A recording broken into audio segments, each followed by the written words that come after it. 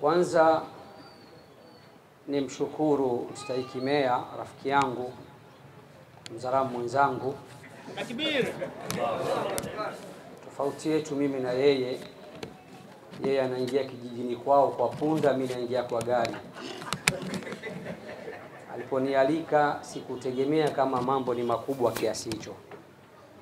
Nakupongeza sana, lakini kubwa nimpongeze Mheshimiwa Mufti na Sheikh Mkuu wa Tanzania Al-Allama Abu Bakar bin Zubair bin Ali kwa haya makubwa ambayo anaendelea kuyafanya kwa maslahi ya Waislamu, Uislamu na Watanzania kwa ujumla. Mheshimiwa Mufti, leo naomba nitoe siri moja.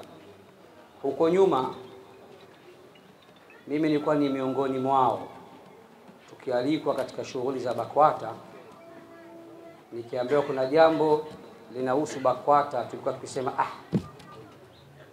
lakini hili leo nimealikwa, nimeitikia kwa sababu BAKWATA ya sasa inaongozwa na wewe.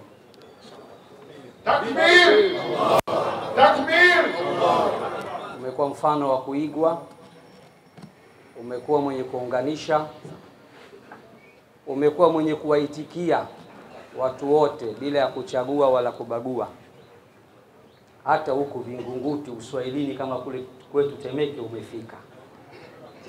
Na msoma risala akasema tangia dunia iumbwe hajawahi kufika mufti katika mtaa huu.